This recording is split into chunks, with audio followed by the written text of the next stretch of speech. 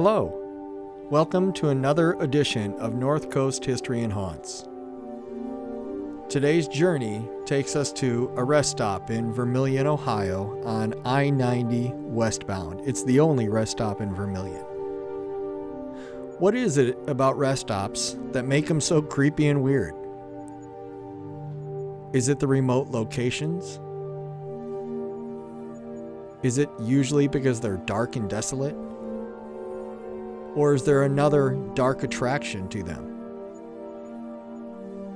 This particular rest stop is known to be haunted for several occurrences that took place here.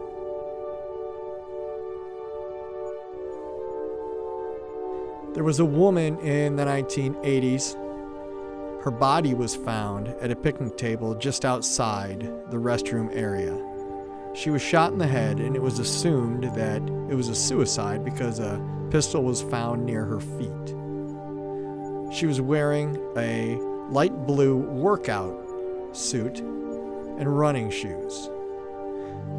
She had no money and an empty purse, but it did contain a picture of a young girl sitting on a couch, as well as some cigarettes and an old film container with some bills. Nobody's sure who she was, where she was going, or any details of her life. It was assumed that she was a runaway or maybe a prostitute. Whatever the case, they never found out who she was. They checked a police database in the area and never came across anybody, and to this day, it remains a cold case. So here's where the story gets weird. People say they can still see her walking around the grounds and really noticing her light blue workout suit. There was a report that a woman heard a bang and she smelled gunpowder, and she raced to her car and called the police, and there was nothing there. As well, some of the groundskeepers report hearing crying from inside the women's restroom, and when they go in, there's nobody there. There is another tragedy that took place at this location. A young man took his life on June 30th in 2010. Just after midnight, the body of Jeffrey Hamler, age 36, from nearby Lorraine, was found shot to death in the pavilion near the entrance. This is the table where they found the lady that had shot herself, and this is the table that's reputed to be haunted. Other people have mentioned seeing her strolling the grounds.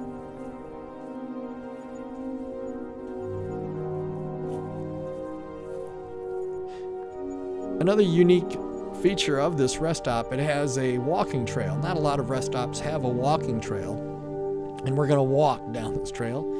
Now, I don't have a time machine, but I did film this video earlier in the year. I'm going to speed it up here just to show you the hike, but if you walk all the way back, and it's a really nice hike, it goes along the Vermilion River, which is very scenic and beautiful.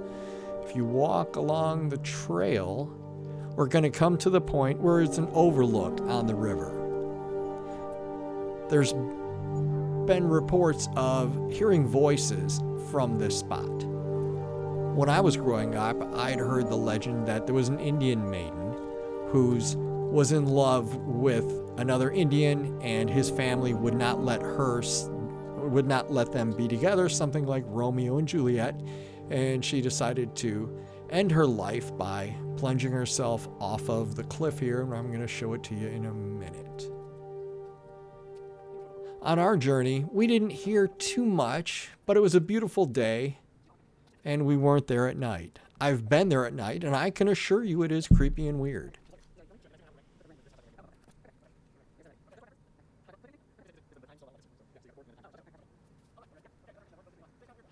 Okay, it's right here from this spot is where, coming up here, there's a pavilion at the end of the path. That is where supposedly the Indian maiden had thrown herself off, and you can hear the voices in the woods right there. So that's it. We hope you enjoyed this video, and stay tuned for more. If you or someone you love is struggling with mental illness or depression, please don't hesitate to dial 988. There is help available. Thank you. Bye.